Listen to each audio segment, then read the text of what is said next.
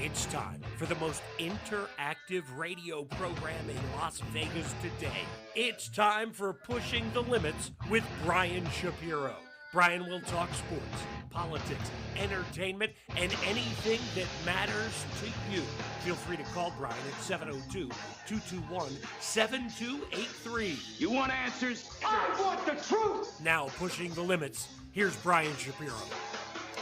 Well, what's up, everybody? Happy Hump Day Wednesday. It is Pushing the Limits time, and I am so glad that you can join us on a very, very busy news day. We got a lot to get to today. Some good guests, and the third Trump indictment watch is underway, ladies and gentlemen. We'll get into that here in a few minutes. So look forward to that. We'll get into that. Coming up at the bottom of the hour, lovely lady by the name of Lise-Lotte Lublin. Her and her husband are going to be coming in studio. If you don't know who she is the woman who claimed that she was sexually assaulted by Bill Cosby decades ago when the Westgate was the Las Vegas Hilton. Well, now, because of new laws that were passed in the state of Nevada, Lisa has filed a civil suit, among other women as well, against Bill Cosby because of this law. And she's going to be joining us in studio coming up at the bottom of the hour with her husband, Benjamin. They're wonderful people. I've spoken to them plenty of times before. They've been on this show before. But now, new news, that civil suit against Bill Cosby because of new laws that were passed. So they're going to be joining us in studio coming up at the bottom of the hour. Tupac Shakur. And it's so interesting because it's crazy because I just spoke to the officer on social media as I'm speaking to you guys right now. He's hitting me up, who heard Tupac's last words before he went unconscious. That officer's name is Pete Carroll. He's agreed to come on this show. The reason why we're going to be talking about Tupac today is because it appears as though the investigation into the murder of Tupac Shakur is now reopened. And I'll give you more information because I just got some really key information on what happened and what home it was. But the person whose home was, I guess you could say, searched, allegedly, is the person who owned the gun in the murder of Tupac Shakur. We're going to talk about that coming up in hour number 2. Yes. And apparently this guy lives in Henderson, Nevada. They have opened up the case into the murder of Tupac Shakur. I'm talking about the Las Vegas Metro Police Department. And we're going to be sharing all those juicy details with you of who the person's name is and home that was searched. What is this person's involvement, allegedly, in the Tupac murder? What were they looking for in there? So we're going to be talking about that coming up in hour number 2 as well. Got to start with Donald Trump, ladies and gentlemen, because the indictment watch, for lack of a better term, in the third indictment, this indictment would be the Insurrection Act, inciting an insurrection, which I've been saying since the insurrection happened. I've been saying that Donald Trump incited what took place on January 6th. And if you don't believe me and you don't think that Donald Trump incited or was responsible for what took place on January 6th, then ask yourself this question.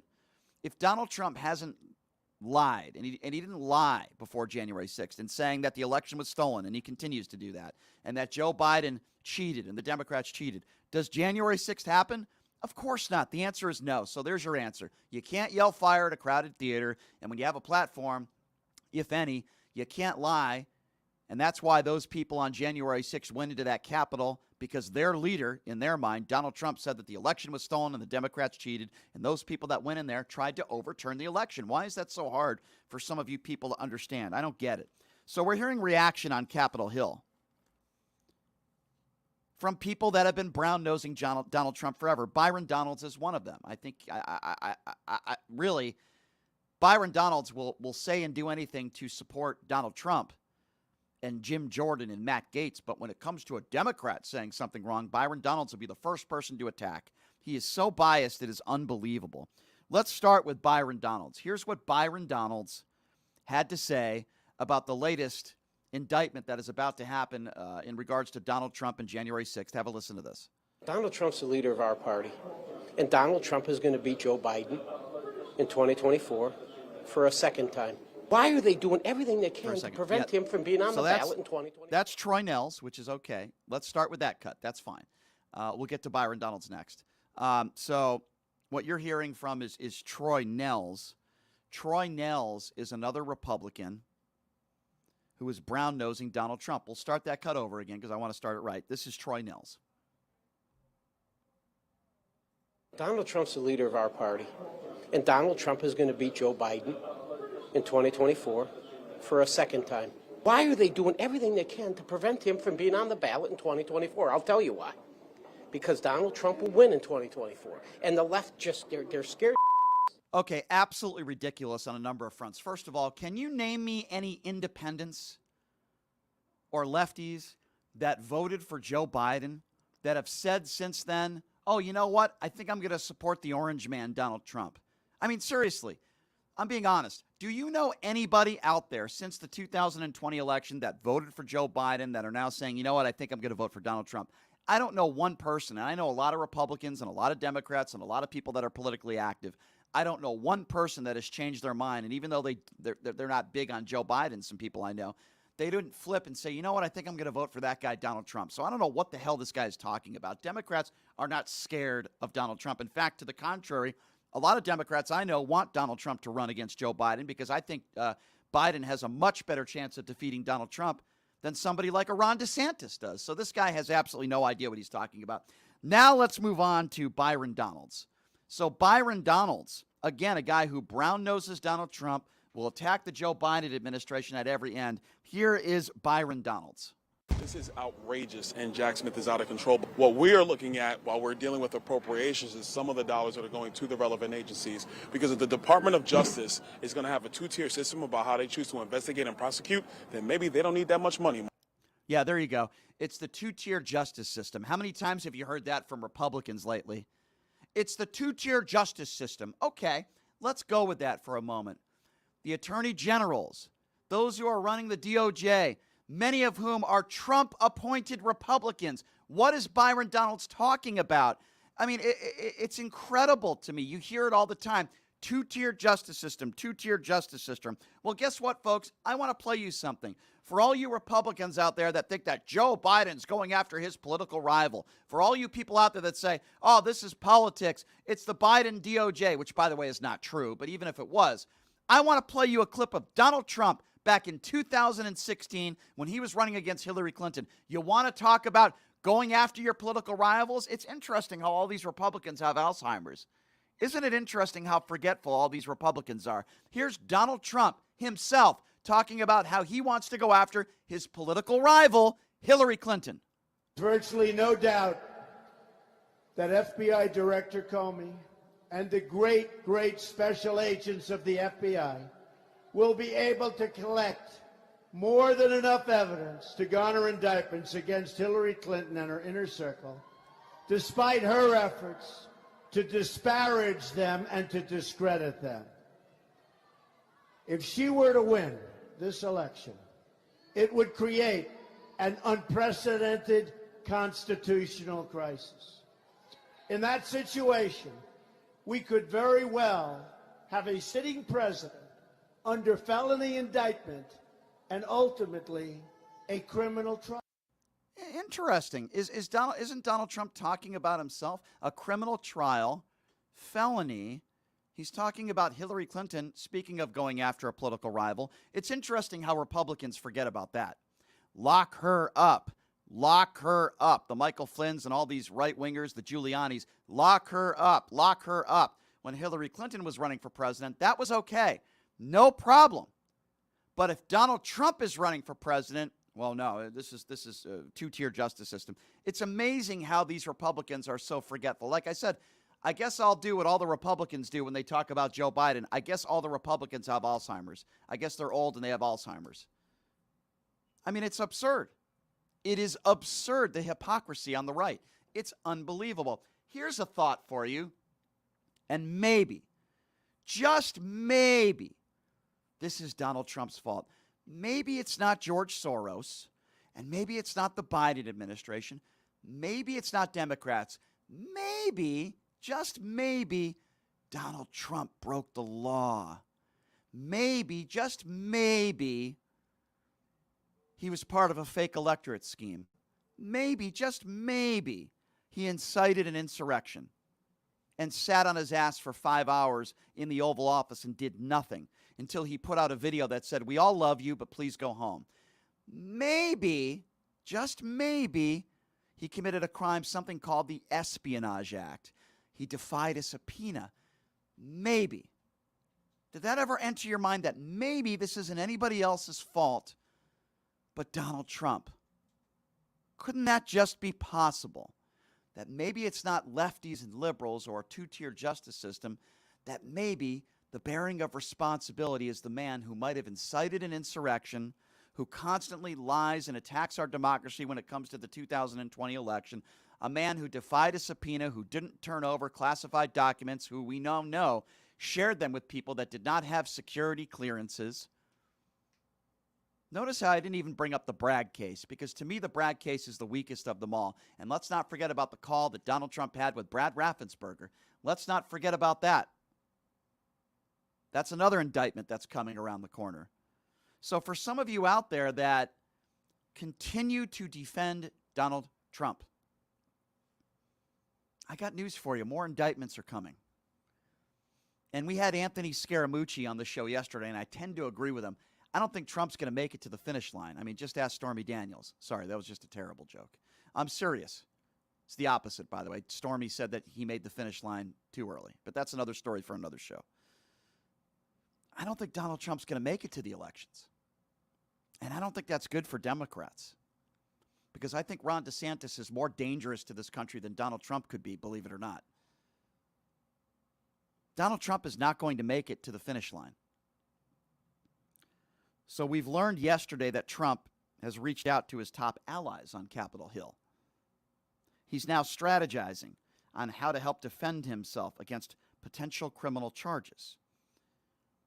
Trump spoke yesterday to the brown-noser House Speaker Kevin McCarthy, the man, with no backbone, and House GOP Conference Chair Stefanik, who is also a disgrace.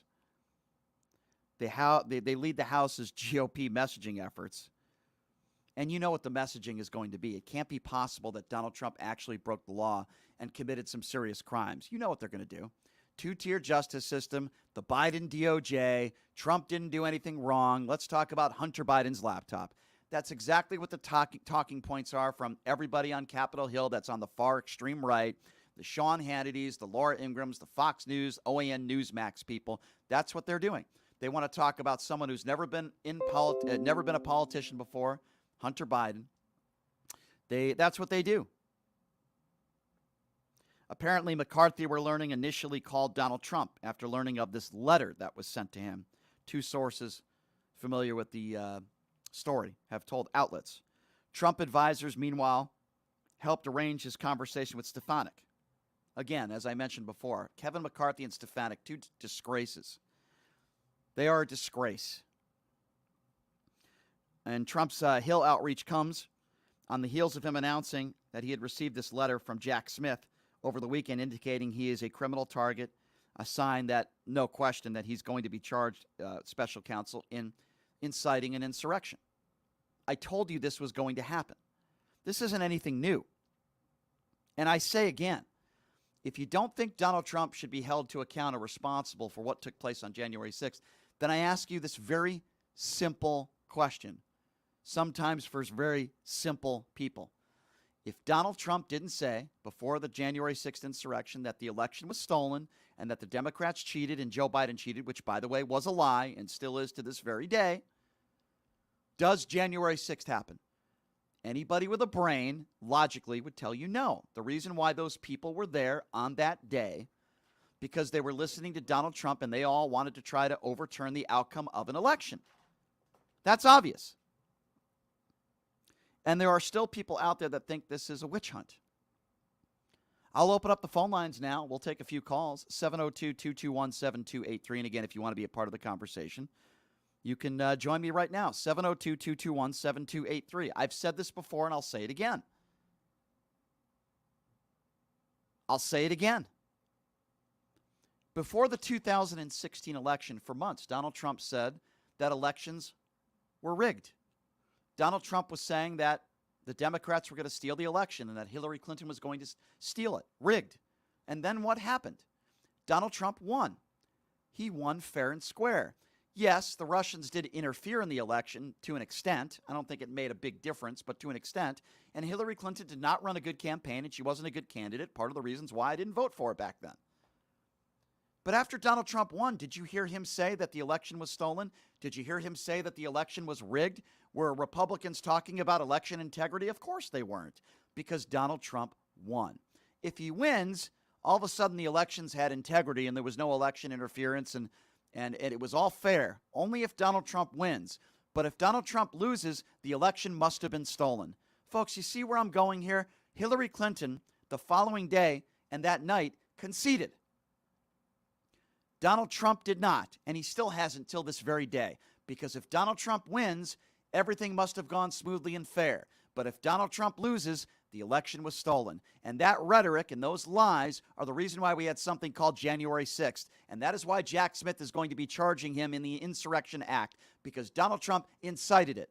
He knew that he lost the election. His ego wouldn't allow him to admit it. And now there are people in Michigan that are going to jail because of Donald Trump's lie. Because Donald Trump lied about the election, there are fake electorate schemes all over this country, and people in Michigan are going to be going to jail because Donald Trump lied.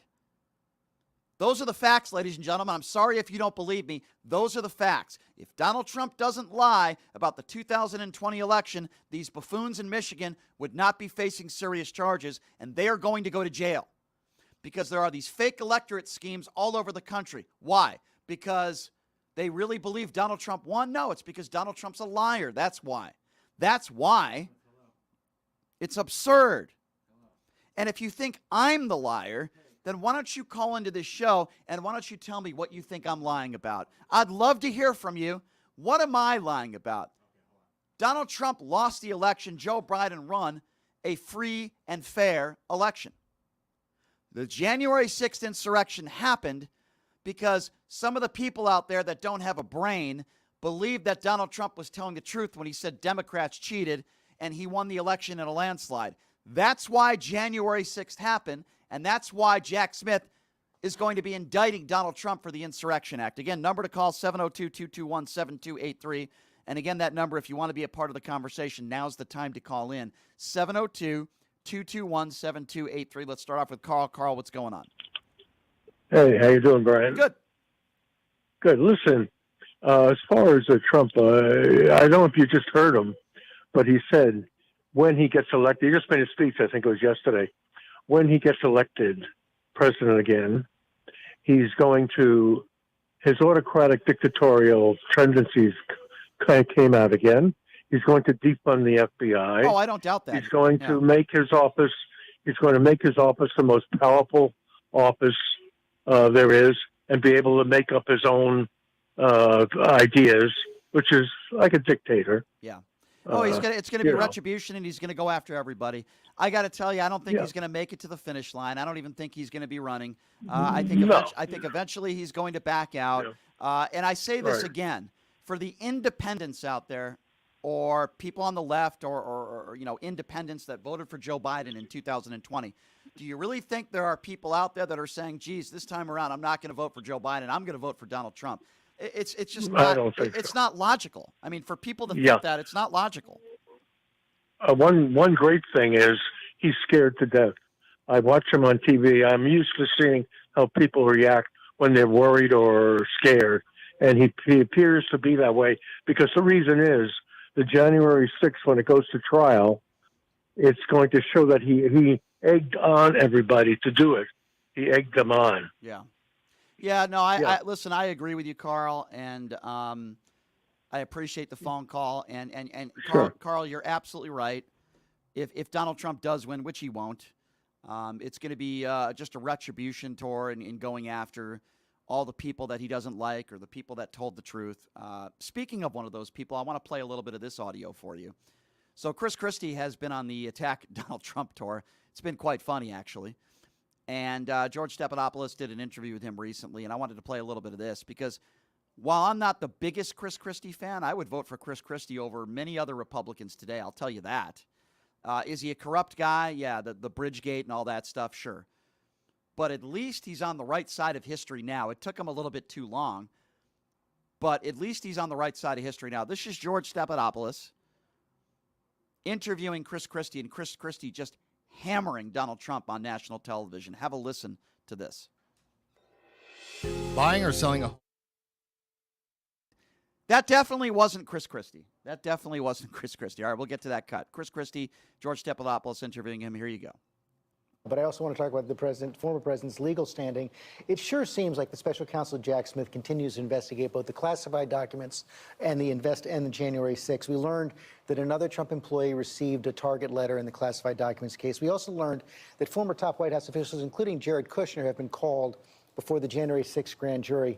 Kushner reportedly told the grand jury that Trump sincerely believed that he won. What do you make of that, number one? And what do you make of the fact that Smith has reached that deep into the Trump White House? Well, first off, it shows that Jack Smith's running a serious investigation. And that's what he should be doing, because the American people are owed at least that much by someone who has the authority that Jack Smith has. And if you're going to bring charges related to January 6th, you better be right. And you better have proof beyond a reasonable doubt that a jury is going to be able to understand, and that's unimpeachable. As far as, what's going on with Donald Trump in terms of these charges, the fact is that he doesn't believe he won. He was concerned before the election that he was losing. And I know that because he said it to me directly. He knows he didn't win. But his ego, George, won't permit him to believe that he's the only person in America outside the state of Delaware to ever have lost to Joe Biden. And so his ego is running that. And am I surprised that Jared Kushner would say that? He doesn't want to be disinvited to Thanksgiving, George. So he said what he needed to say.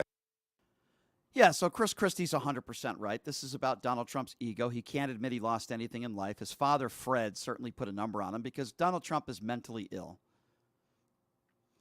And for people out there, I saw one comment that said he was winning until 2 a.m. Well, yeah, that's because we had something called mail-in ballots. And they were counted the next day because there weren't enough people to count him in the middle of the night. And then, again, people out there that say, oh, Brian, you're lying. You're not telling the truth. Okay, well, let's be specific. What have I said that's not true? It has been proven time and time again that Donald Trump lost the 2020 election. Hands down. There was no evidence of widespread voter fraud. And if your go-to guy is the felon Dinesh D'Souza, 2,000 mules, or the My Pillow guy, I mean, it's ridiculous. Nobody has shown any clear and present evidence that there was widespread voter fraud because it didn't exist. There's always going to be a small chance that there's going to be some small fraud here and there, but nothing that could overturn the outcome of an election. This is obvious. So again, if people are drinking the Kool-Aid and still want to listen to Donald Trump, maybe you're one of those people that were one of the insurrectionists. I don't know. There are people like that in this country. Then you're sorely mistaken. Republicans weren't talking about election integrity after the 2016 election. Why? Because Donald Trump won. Donald Trump wasn't talking about how elections are rigged and the Democrats cheated after the 2016 election. For 3 years, he wasn't doing it until leading up to the 2020 election, because he did the same thing he did leading up to the 2016 election, getting people ready in case he loses to think that it was fraud, which it wasn't. The only fraud is Donald Trump here. And everybody around him seems to be convicted of a felony, maybe go to jail, including his own personal attorneys and people that run his charity, his Trump University. He is a fraud. He's been a snake oil salesman his whole life. Donald Trump is a fraud. It's why he refused to show all of his tax returns to prove that he doesn't have the money that he's claimed he's had over the years. He is not a good businessman. He was handed a $500 million company from his father at a very young age, and he is a fraud. He lost to Joe Biden. He lost the popular vote to Hillary Clinton. It's why he's lost the popular vote the last 2 times. And you can't find me people, or at least you couldn't, find me people that have switched, that have said, hey, you know what, I voted for Joe Biden, but, geez, I think I'm going to vote for Donald Trump now. I don't think you can find a handful of people in this country that would be willing to do that voted for Joe Biden that's an independent. I know there are staunch Republicans out there that hate Joe Biden, and they'll vote for Donald Trump even if he murders somebody. I understand that. I don't respect you, but I understand that. You cannot tell me that there are a bunch of independents or people on the left that all of a sudden said to themselves, hey, you know what? I think I'm going to vote for that Donald Trump. He really turned me. When he talked about transgenders, he really turned me. When he talked about the DOJ and how it's being weaponized, 2-tier justice system, he really swayed me. Gosh, I love the fact that he's been indicted multiple times. That's a great thing for the country, and I'm really going to support Donald Trump. Now, he's a champion. People aren't thinking like that. If you voted for Donald Trump in 2016, if you voted for Donald Trump in 2020, you're probably going to vote for him in 2024 if he's the Republican candidate, which I'm not sure he will be, by the way.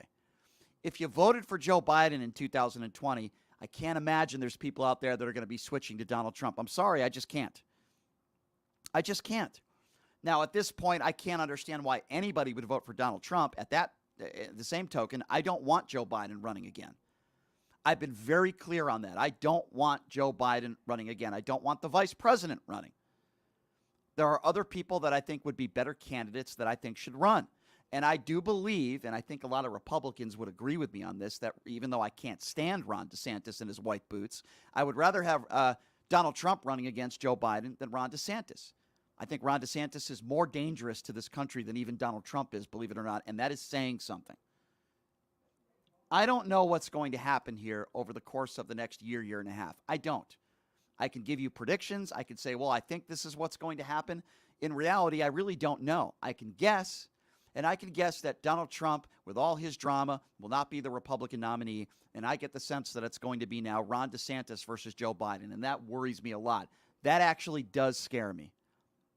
Donald Trump does not scare me. He's not going to defeat Joe Biden. Ron DeSantis could. I'm not saying he will, but he could. Joe Biden is old. He's feeble. You need to find somebody else in there that's younger. And I'm not talking about Kamala Harris because I don't want her to run either. But there are younger people in office. Say what you want about Gavin Newsom. He would be a better candidate to run against Ron DeSantis than Joe Biden. He just would. He'd be a better candidate to run against Donald Trump. He's a smart, intelligent guy. He's articulate. He's quick on his feet. Whether you agree or disagree with his policies, I'm just talking about who would be a better political candidate against Ron DeSantis. I think Shapiro in Pennsylvania would be a better candidate, and there are other younger candidates out there that I actually think would be better candidates than Joe Biden. Joe Biden's too old. And I wish he would step aside and they would find some younger candidates that are to me, better candidates to run. But if you're a Donald Trump supporter, you got enough coming to you. You really do. And Trump's got another indictment around the corner. Trump's got another indictment, I think, coming around the corner in the Georgia situation. Remember when he told Brad Raffensperger, I just need some more votes. Find me 1,184 votes. Yeah, you can't do that, Mr. President. You can't do that. So Donald Trump's in a lot of trouble, legal trouble. He's probably very scared. He's been making a lot of phone calls over the last 48 hours. He knows he's in a lot of doo-doo. And this isn't Joe Biden's fault. This isn't the Democrats' fault. It's nobody's fault but Donald Trump. He did this to himself. He thought that he can walk on water and he was above the law. Guess what? He's not. And the evidence is mounting against him. All right, we're going to take a quick break, and when we come back, as I mentioned, big story. It made national news. There's a civil lawsuit now. Multiple women in this civil lawsuit. And it involves Bill Cosby and sexual assault, rape. A Las Vegas woman, her name is Lise-Lotte Lublin, said that she was sexually assaulted by Bill Clinton decades ago at the Hilton, now the Westgate. She's one of the reasons why a law was passed and you can file a civil lawsuit on a sexual assault with no statute of limitations, I believe. Lisa and her husband Benjamin are going to be joining us in studio next. We're going to talk a little bit about this lawsuit. Take a quick break. Be back right after this. You're listening to Pushing the Limits right here on KSHP.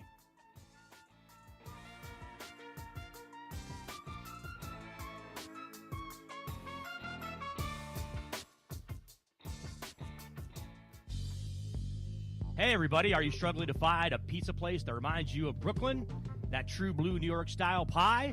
Well, worry no more. Stallone's Italian Eatery Pizza is a knockout.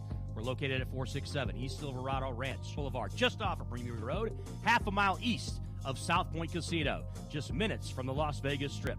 Come by and grab a slice of pie. Plus, check out our Brooklyn-inspired Italian cuisine. Our sandwiches are super. Hero, that is. Because why be a sub when you can be a hero? Stallone's Italian Eatery is here to serve you phenomenal food, Vegas. Forget about it.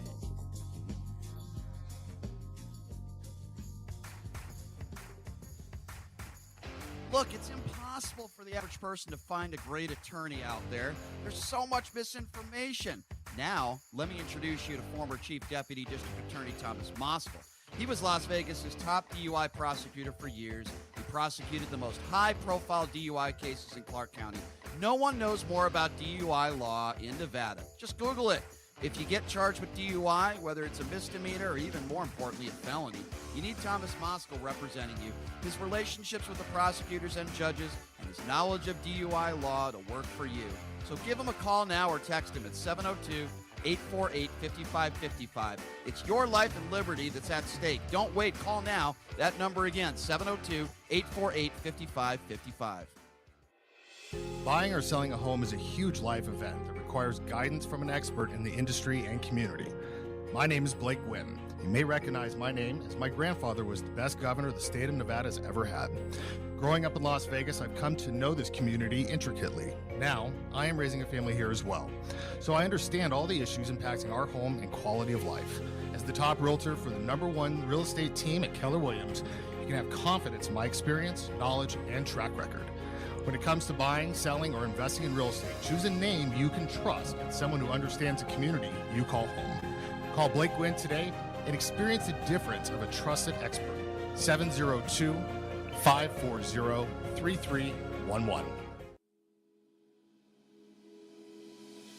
Sapphire Pool and Day Club, the world's only topless gentlemen's day club, introduces its 2023 pool season lineup with a bevy of beauties and social media celebrities throughout the summer who will all host alongside hundreds of Sapphire's topless poolside entertainers.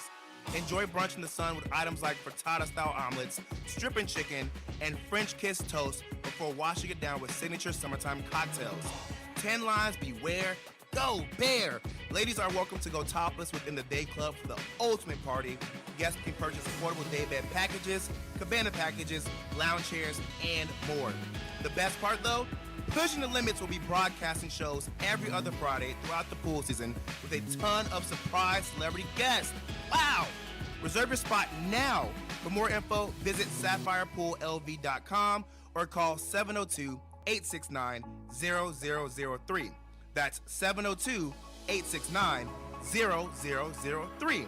See you at Sapphire. Hey everybody, it's Brian Shapiro from Pushing the Limits. I want to tell you guys about Sahara West Urgent Care and Wellness. They're conveniently located on the southwest corner of Sahara and Jones. They're open Monday through Friday, 9 a.m. to 9 p.m. and Saturday, 9 a.m. to 5 p.m. At Sahara West Urgent Care, they'll take care of all your healthcare needs. They offer routine services such as physicals, STD testing, car accident treatment, and work injuries. You name it, they do it. They have on-site x-ray, EKG, ultrasound, and labs. They treat chronic conditions such as asthma, blood pressure, diabetes, and more. They also offer general wellness exams, treatments such as testosterone enhancement, and cancer screening. They're located on Sahara, 6125 West Sahara Avenue. Their number is 702-248-0554. And the best part, they accept most major insurances and affordable cash pay prices, office visits starting at just $95. And I'm also a client, so please give them a call, 702-248-0554. Is your dog suffering from a sensitive stomach? Hi, it's Kelly the Cookie Lady from Mooch's Munchies. Our dogs had super sensitive tummies, and I needed to find a low-fat treat that wouldn't give them gas or other issues. Most of the treats on the market were loaded with fillers, chemicals, and chicken fat. Many of them weren't even food. Well, I knew I could do better, so I developed Mooch's Munchies, and I'm happy to be able to share them with you. Stop by our store or our website, moochesmunchies.com, and find out why we say that Mooch's Munchies are totally pawsome.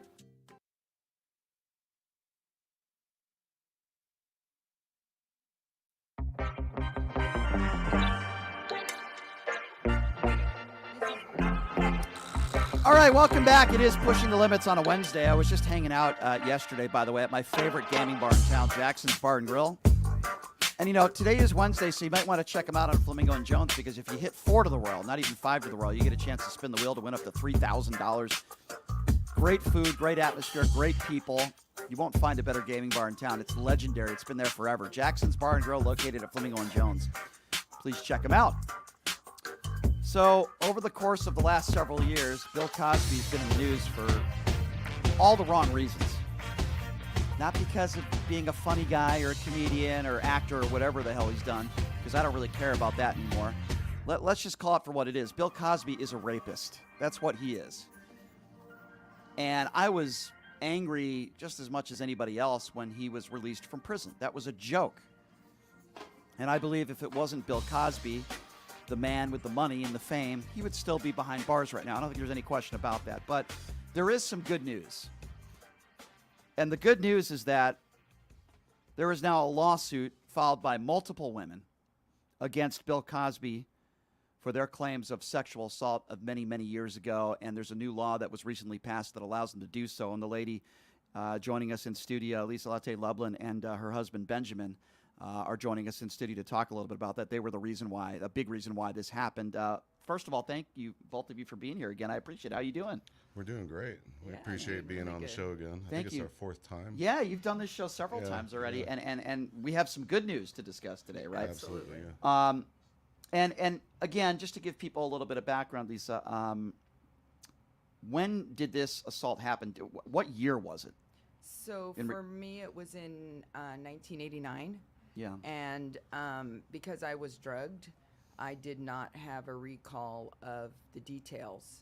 Mm-hmm. I knew what happened up to when I passed out. It was uncomfortable. It didn't make sense. You know, his touching, his caressing felt inappropriate. So I had a concept or an idea, but of course it's Bill Cosby. He was like a father figure to me. So immediately I was like, oh, I'm interpreting this wrong. You know what I mean? This is not something that, you know, that's inappropriate. Not to mention I was fading out from drugs. So and this was at the Hilton. It was at the Hilton in the Elvis Suite. And correct me if I'm wrong, you were there for some sort of beauty pageant? I was modeling. You were modeling, okay. And my modeling agency sent me there to meet him. He had a spread of headshots when I walked into the room. Right.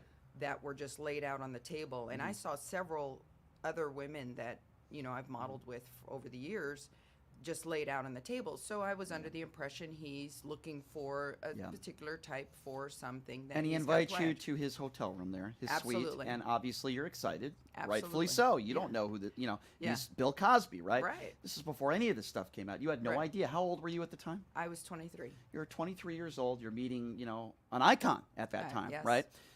Different now. I don't think many people are calling him that now, but all right, so you go up there and you believe that's when the assault took place. He gave you a drink, a beverage. He spiked a drink. What did he do? Yeah, what he did is first he talks to you about your career and how he can help you out, and he was going to send my modeling pictures to Ford Modeling Agency. So I actually came back to see him to find out the information that he had gained from sending out my photos and what kind of a career opportunity I could have.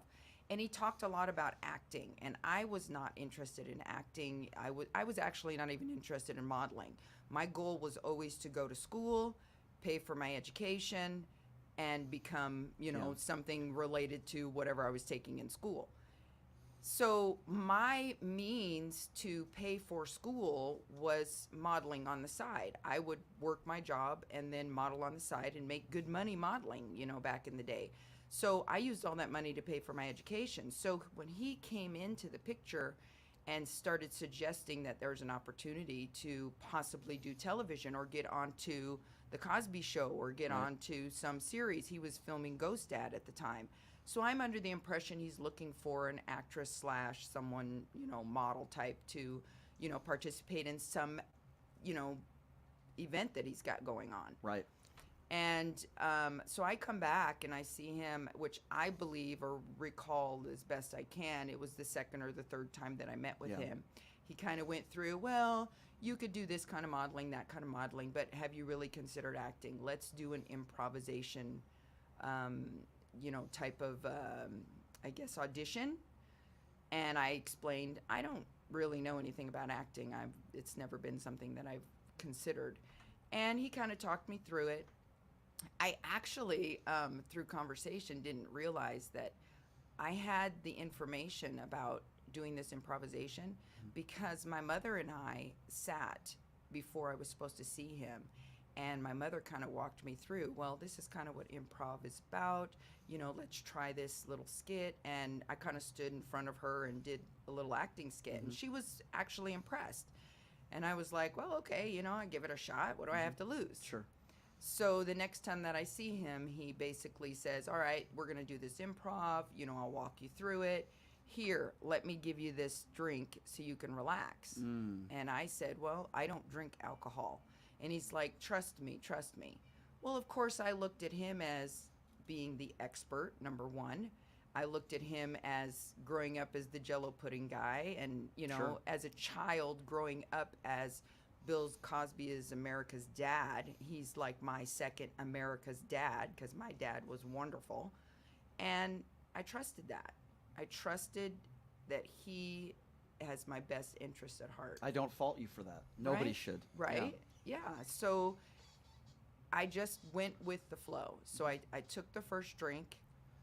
I don't know what alcohol it was. It was brown. It was very warm going down my throat. I could feel that sensation of, how alcohol makes you feel like, just cozy and comfortable. And he went right back to the bar and got another drink, and he brought it back and gave me the second one. So I'm standing in front of him. I'm doing my best. He gives me no information on what I'm even supposed to be doing in this improv. It's just kind of like stand there and talk about something. And as I'm standing there, that's when I start to go like, oh, okay, I can feel the alcohol is kind of hitting me, and I'm thinking this is really strong. And maybe because I don't drink, it's hitting me extra hard, that kind of a situation. Before I know it, I'm woozy, I'm uncomfortable, I'm not feeling like I can stand on my feet. And he reaches out and he pulls me over to him, and he kind of pulls me back to sit back into his lap and with my back to him. And he always had a fetish with mixed girls' curly hair. And my hair was super long and super full at the time, and he's stroking my head. And I'm just getting worse as I'm sitting there not understanding, like, what has this got to do with improv? And I start creating a dialogue to myself in my head. I'm just having a conversation because I don't really hear him. His words are kind of like womp, womp, womp, like from Charlie Brown. Right. And I don't get it. You just don't get it. You just don't know. You don't realize this is what happening to you, especially if you didn't do drugs before and you weren't familiar with what this is supposed to feel like. So I just assumed that I had too much alcohol. And before you know it, I don't remember a lot of what was going on. Then all of a sudden, I remember kind of moving back towards the bedrooms in the Elvis Suite. And the Elvis Suite is huge. I mean, a big place.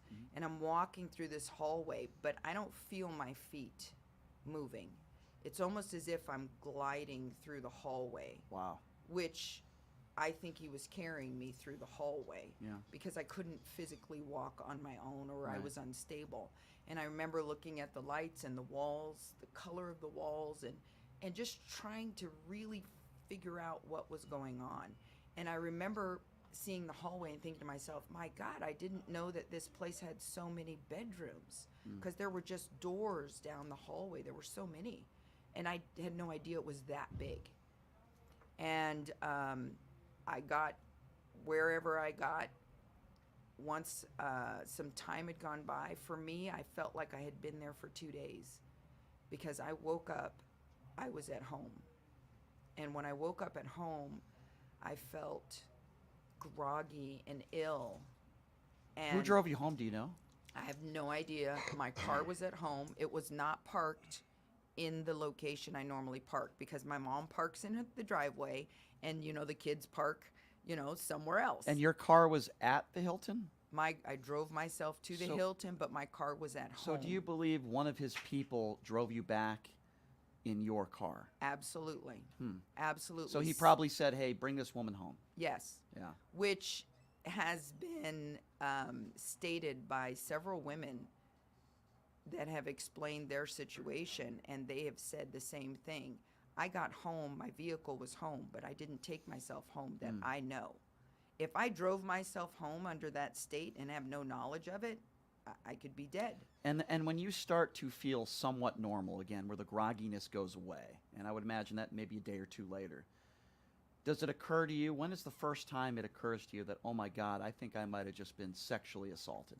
I had no idea for years until 2014. When all these other women started to come out. And Janice Dickinson did an interview, and my husband Benjamin saw the interview.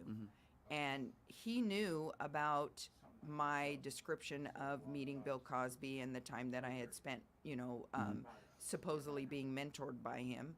And he recognized her story and my story, and he was like, this is unbelievable, but it's the same story, except, Lisa can't explain, the blackout parts of the story. I do want to note that it wasn't until years later. Go ahead. I do want to note that it wasn't until years later that you didn't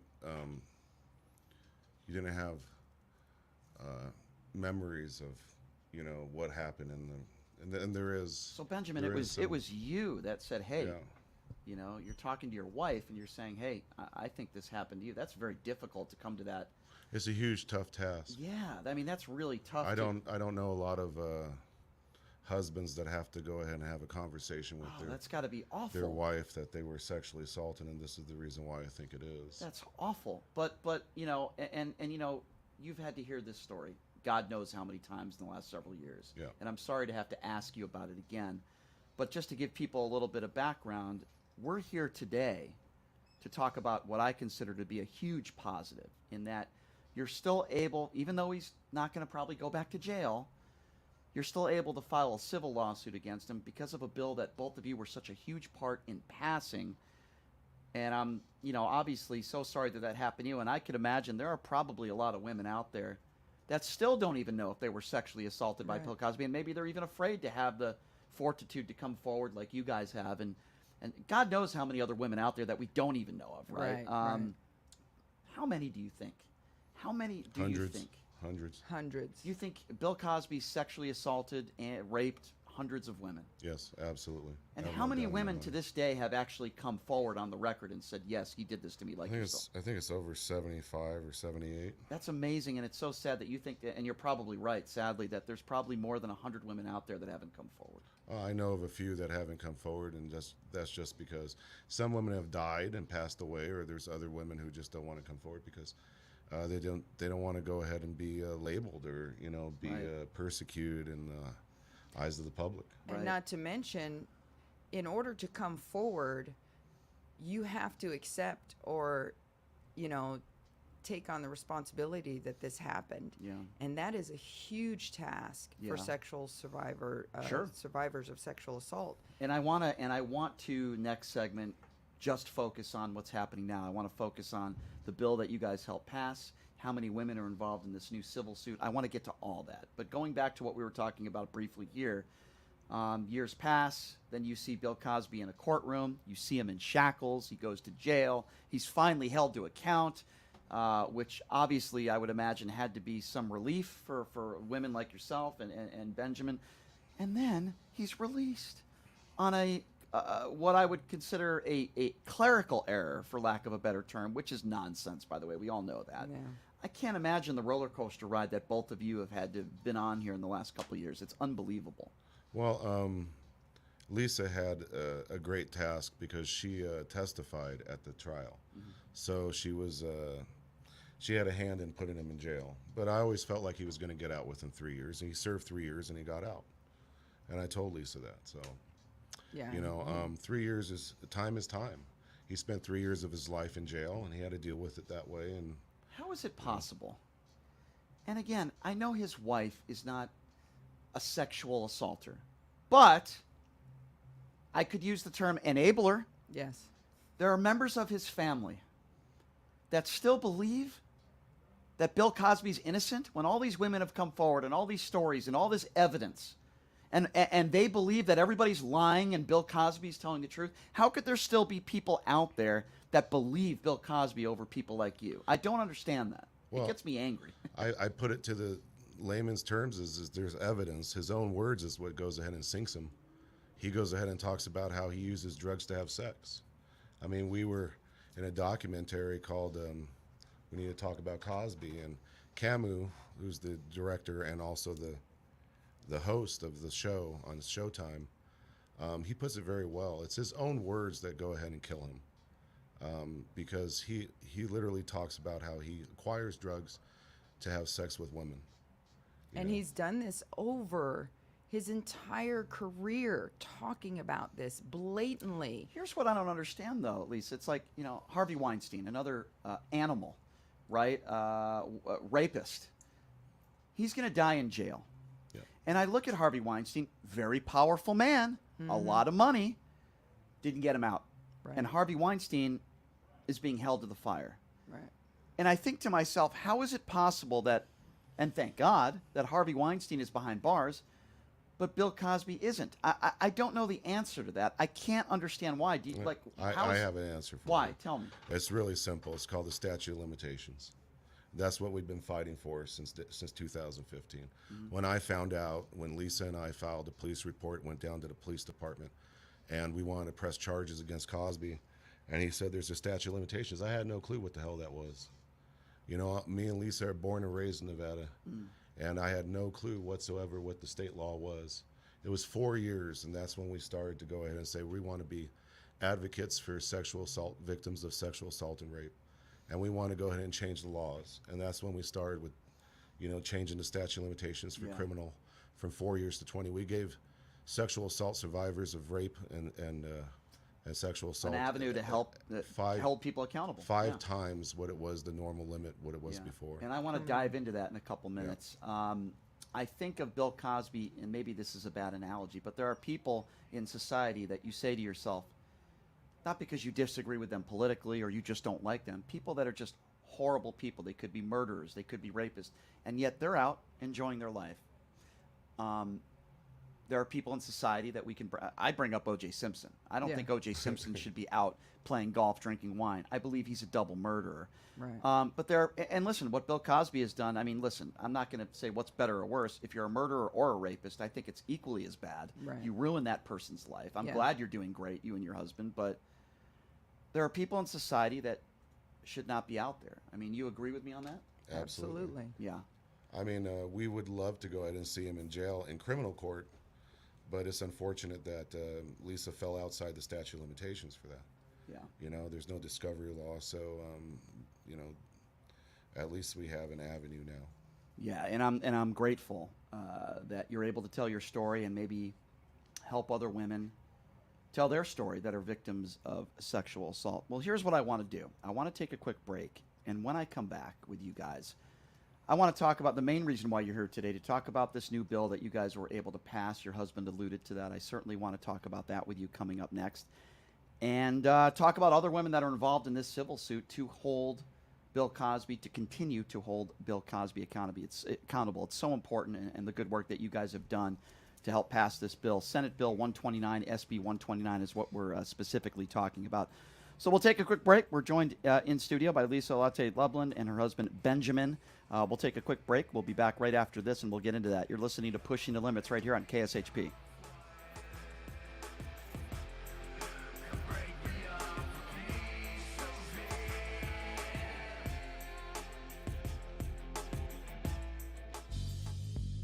Hey everybody, are you struggling to find a pizza place that reminds you of Brooklyn? That true blue New York style pie? Well, worry no more. Stallone's Italian Eatery Pizza is a knockout. We're located at 467 East Silverado Ranch Boulevard, just off of Premier Road, half a mile east of South Point Casino, just minutes from the Las Vegas Strip. Come by and grab a slice of pie.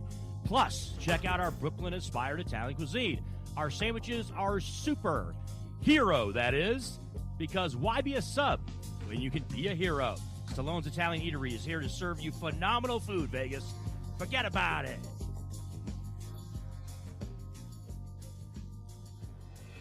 Buying or selling a home is a huge life event that requires guidance from an expert in the industry and community.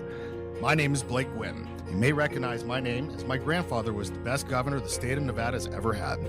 Growing up in Las Vegas, I've come to know this community intricately. Now, I am raising a family here as well, so I understand all the issues impacting our home and quality of life. As the top realtor for the #1 real estate team at Keller Williams, you can have confidence in my experience, knowledge, and track record. When it comes to buying, selling, or investing in real estate, choose a name you can trust and someone who understands the community you call home. Call Blake Wynn today and experience the difference of a trusted expert. 702-540-3311. Sapphire Pool and Day Club, the world's only topless gentlemen's day club, introduces its 2023 pool season lineup with a bevy of beauties and social media celebrities throughout the summer who will all host alongside hundreds of Sapphire's topless poolside entertainers. Enjoy brunch in the sun with items like frittata-style omelets, stripping chicken, and French kiss toast before washing it down with signature summertime cocktails.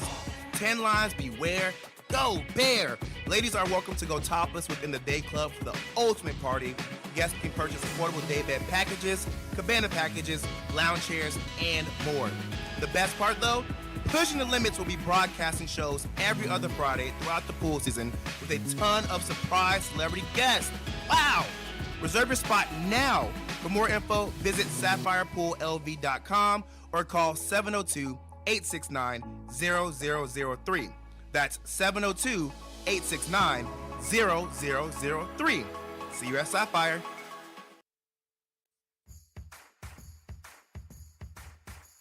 Look, it's impossible for the average person to find a great attorney out there. There's so much misinformation. Now, let me introduce you to former Chief Deputy District Attorney Thomas Moskal. He was Las Vegas's top DUI prosecutor for years. He prosecuted the most high-profile DUI cases in Clark County. No one knows more about DUI law in Nevada. Just Google it. If you get charged with DUI, whether it's a misdemeanor or even more importantly, a felony, you need Thomas Moskal representing you. His relationships with the prosecutors and judges and his knowledge of DUI law to work for you. So give him a call now or text him at 702-848-5555. It's your life and liberty that's at stake. Don't wait. Call now. That number again, 702-848-5555.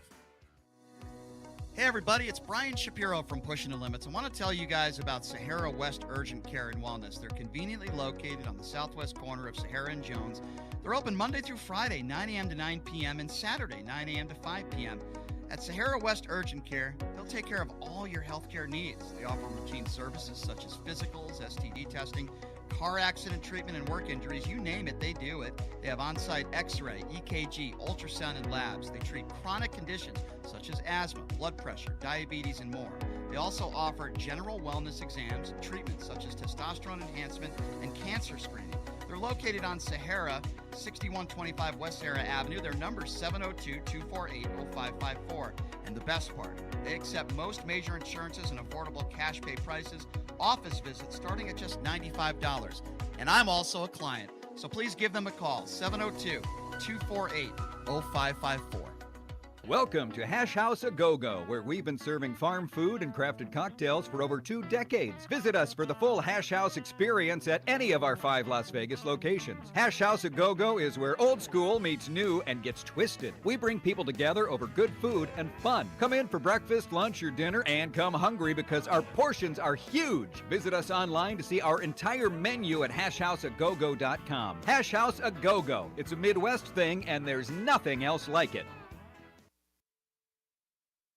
KSHP North Las Vegas, 107.1 FM, 1400 AM, K29 680 on P-Scale with Jeremy Love. Saturday afternoons at 2 on KSHP North Las Vegas, AM and FM, K29 6HP North Las Vegas, and KSHP.com. Welcome to Hash House A Go-Go, where we've been serving farm food and crafted cocktails for over 2 decades. Visit us for the full Hash House experience at any of our 5 Las Vegas locations. Hash House A Go-Go is where old school meets new and gets twisted. We bring people together over good food and fun. Come in for breakfast, lunch, or dinner, and come hungry because our portions are huge. Visit us online to see our entire menu at hashhouseagogo.com. Hash House A Go-Go. It's a Midwest thing, and there's nothing else like it.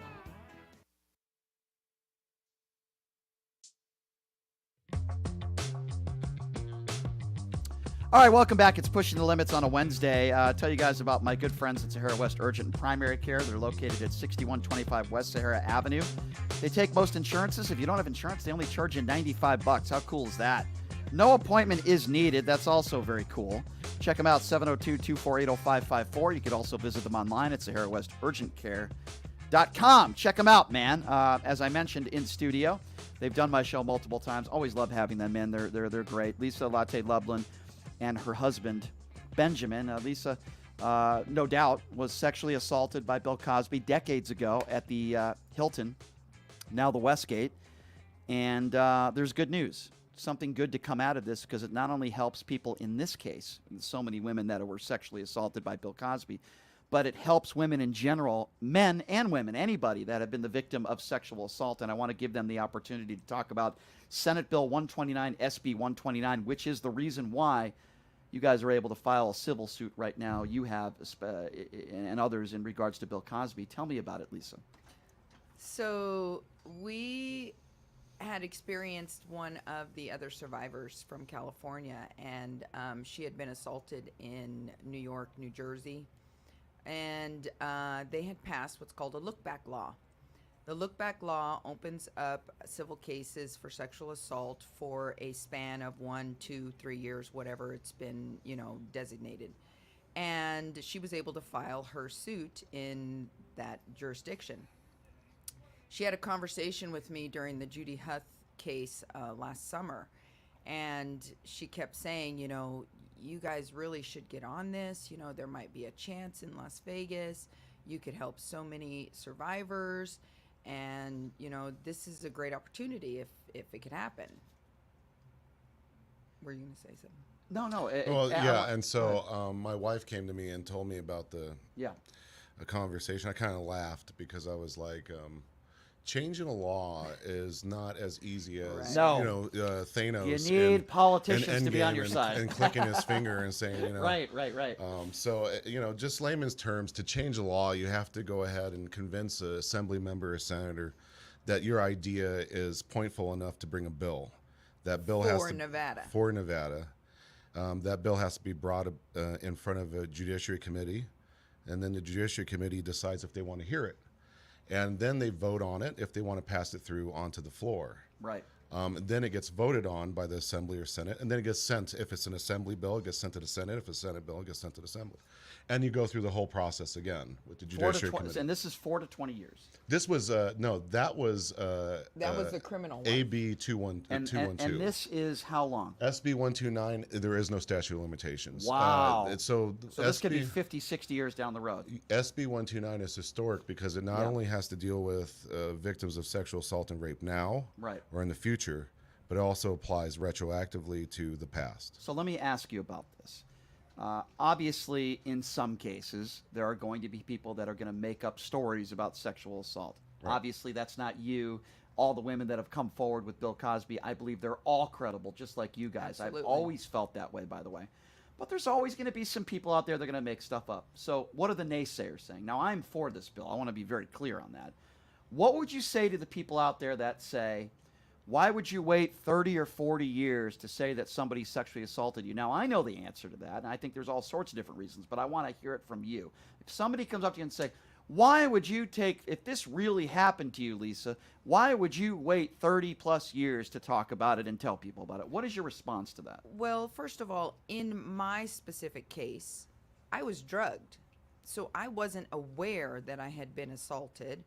And your mind doesn't want to know that you've been assaulted, and you don't want to deal with it directly the minute it happens, even if you did have memory of it, because the whole nature of the assault is to demean and diminish and to shame you, and you feel responsible for actions that you didn't even actually take, but you take on that responsibility. Mm-hmm. We feel that we have control over ourselves. When someone else takes control over you, you can't fathom the idea that someone else got to control you. And it's a mind game that you have to struggle with and fight for in order to realize where you are and who you are and what's happened to you. And that makes a lot of sense to me, what you just said. And then, the power, whether in the workplace or whoever it is, Bill Cosby, very powerful man. Absolutely. Certainly at that time, you're 23 years old. He's an icon. whatever the case. We can talk about Harvey Weinstein, you know, the big boss man with all the Right. money. I would think there's a lot of situations where people are scared. Absolutely. They're afraid Right. of somebody who might be powerful, whether that be physically or money or whatever the case may be. And some women might, or men, whatever the case may be, might be shamed.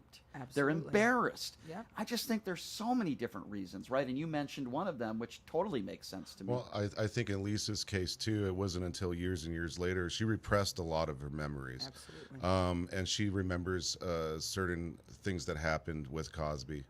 It wasn't at the time, but you know, a lot of sexual assault survivors, they blame themselves that they put themselves in that situation. They go ahead and say it never really happened. You know, the memory is a finical thing, and if you really just go ahead and start telling yourself this is what it never happened, then you start to believe it. And until you start diving into those memories and start really just coming to full fold that this really happened and what really happened, you can just go ahead and repress it. Right. I mean, how many times have we been in a situation that was traumatic, whether you're in the military, Sure, or you're working as a doctor or nurse, and you see something traumatic as somebody's passing away, you don't remember that. But if you go back and you start going back into your memories, you'll start to remember certain instances that actually really did happen. And I have an example that I'll bring up that I think would resonate. There's somebody that I know, I won't say who that is, good friend, so anti-gay, anti-transgender, and I get really angry getting into these conversations with him. There's one day where he was drinking, and he told me a story. I don't even think he remembers telling me the story, where he was sexually assaulted by a gay man when he was very young. And then I said to myself, oh my God, that's horrible. But in a way, it makes sense. You know? And there's so many people out there like that. Yeah. And they need help. They need to talk to somebody. And they need to, it's very difficult to do that. I'm not saying that's easy, but get professional help and talk to somebody. And he never reported it to anybody. So there's another example, you know, of a man who didn't report it. All right, so let's talk about this civil lawsuit. How many people are involved in this lawsuit? Who's representing you? Give me the information on just the logistics of how many people are involved. Have you guys made it public how much money you're suing Bill Cosby for? Just the specifics. Well, the Merson Law of New York is actually leading this case. You have Jordan Merson and Jordan Rutsky, who are in charge of it, and they have partnered up with a local firm here that they'll handle the logistics of the case. And as of right now, it's actually, for us, it's very quiet. We almost feel like we're getting back to just being able to, you know, day-to-day regular things. Right. There's a lot to go over. There's a lot to put together. There's approximately 9 women that have signed on to the case. I would not be surprised if there were more. There are a lot of women in Las Vegas we don't even know about that may be interested in being a part of this. Sure. But, you know, I don't know who they are. I can't go and solicit them or anything like that. But if they did come to terms and say to themselves, hey, you know, I'm ready to deal with this, and this is my opportunity to deal with it. And, you know, you have to think, too, is like a lot of these women, a lot of people go, well, it's just a woman saying that this happened to me back in 1989. We have evidence.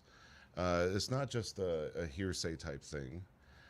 So we're just waiting for, and so do a lot of other women. There's evidence that we have, and we're ready to go ahead and prove ourselves in the justice system.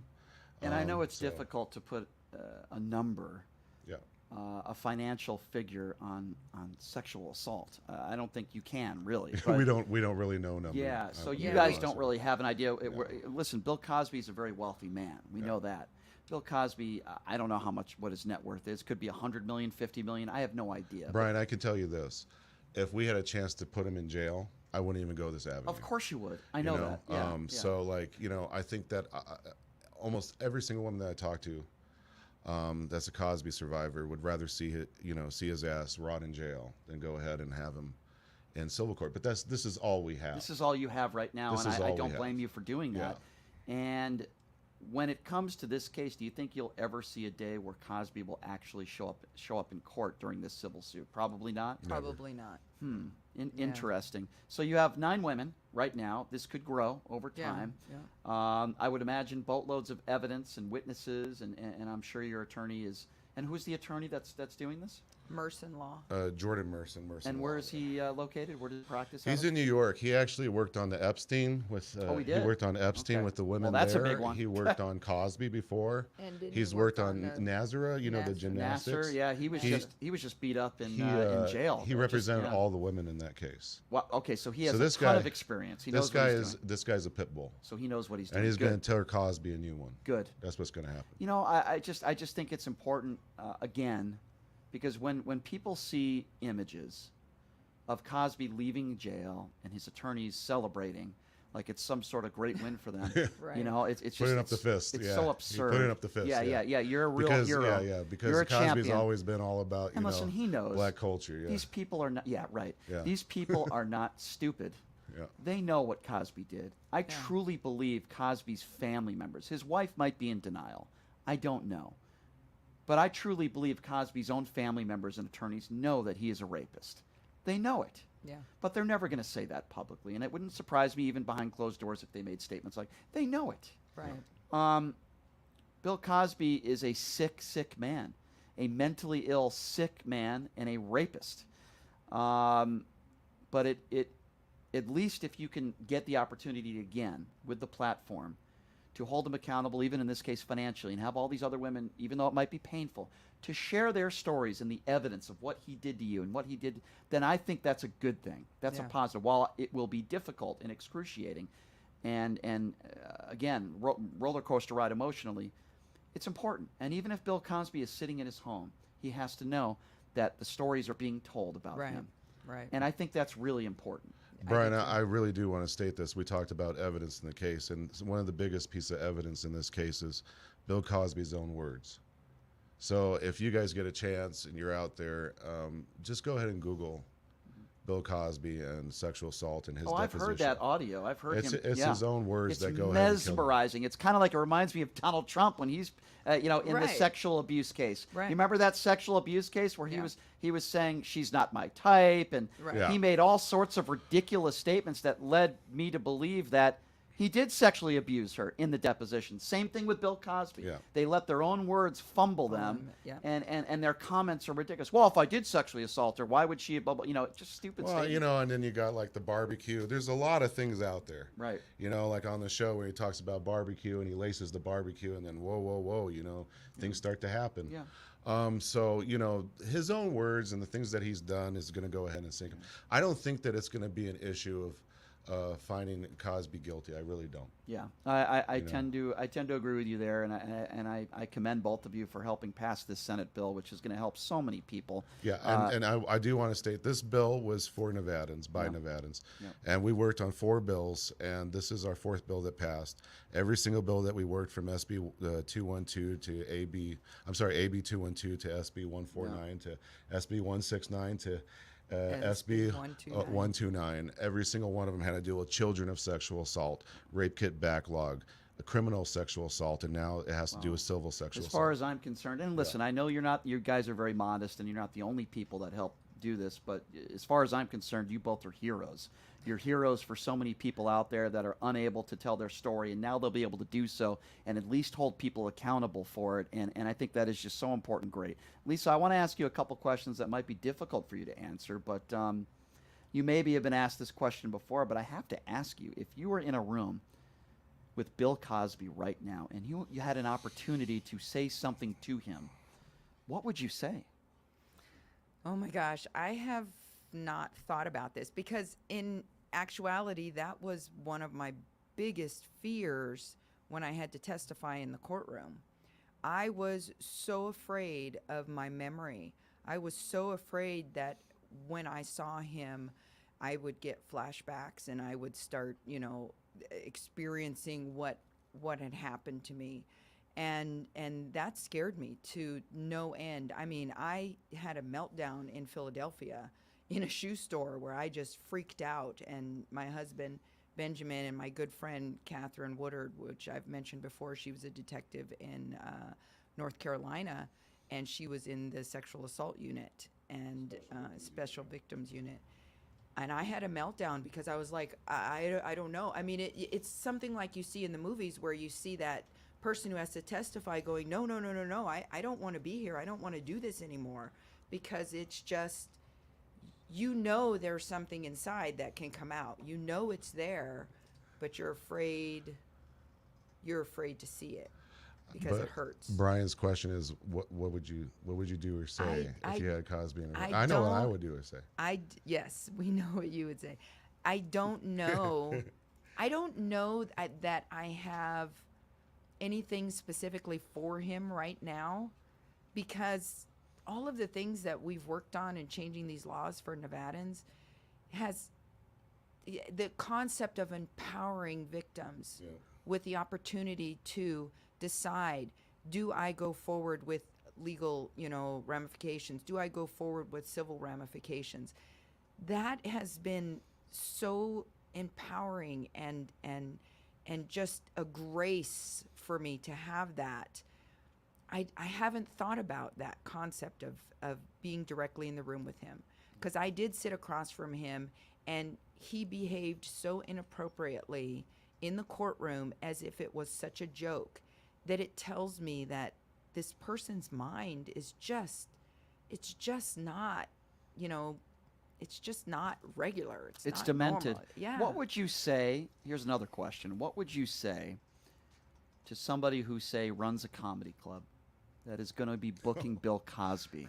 Because that subject has come what an up. Amazing question. Yeah, because that's come hell up. Of a host. Well, that's come up. I'm not joking with you, because I've been asking myself this question. If somebody owns a comedy club here in Las Vegas and they're thinking about booking Bill Cosby, they better be ready for what's coming, because we're not going to sit there and just let it happen. I'm an activist, and so is Lisa, and I know hundreds of activists. We'll be there. And I'm telling you right now, you'll be lucky to go ahead and get it done, because we're going to go ahead. We're going to cause everything we can to shut that thing down. And you know what? I'd be there right with you. Yeah.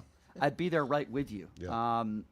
Well, what does it say to someone who's going to put him in their and have that association with him? But wasn't he booked somewhere like last year, and then they canceled the show, didn't they? No, he announced his tour. I think right, he was doing some tour, and then it canceled, right? Middle of 2022, and he ran into some problems.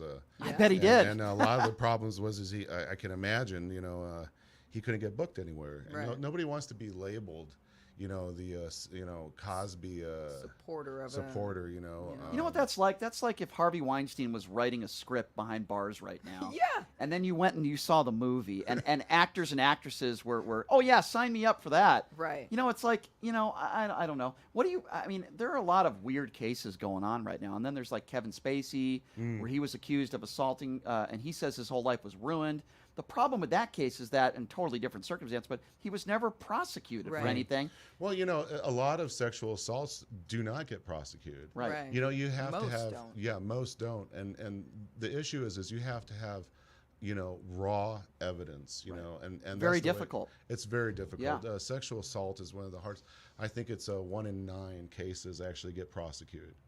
So, everybody's, who's naysayers would say, well, you changed all these laws, and now, look, you still have to go ahead and prove your case in court. You have to go to district attorney's office and say, this is the evidence that I have.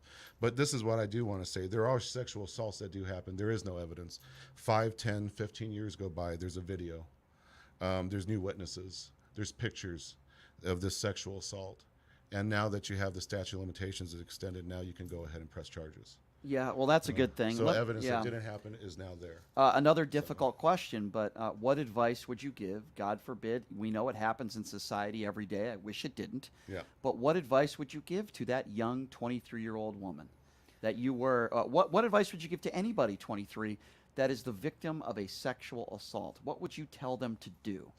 Well, one of the things that is super important is whatever details or information or evidence that you have of the situation, you need to preserve it. You need to record it. You need to talk to anyone that you feel comfortable and safe to have a conversation with. And you need to make sure that when you reach a point where you feel that this is something that you want to take to law enforcement, that you have everything that you need with you in order to prove your side of the case. Because not everyone is going to necessarily come up and say, hey, yeah, I'm going to prove, I want to do this. But you never know. You've seen people who start out, young, sexual assault happens, they grow up, they have their own children, and now that perpetrator goes after someone they love, and then they decide that they're going to reveal what happened to them. Sure, if they preserve that evidence along the way, and they have information or recordings or diaries and dates and times and all that, write it down. Do whatever you can to preserve as much of the information and details about that situation. That's good advice. Yeah, that's good advice. Absolutely. We're approaching, close to 35 years since this sexual assault took place. Can you explain to people that how this situation, it doesn't just go away? Oh, it's been 30 years.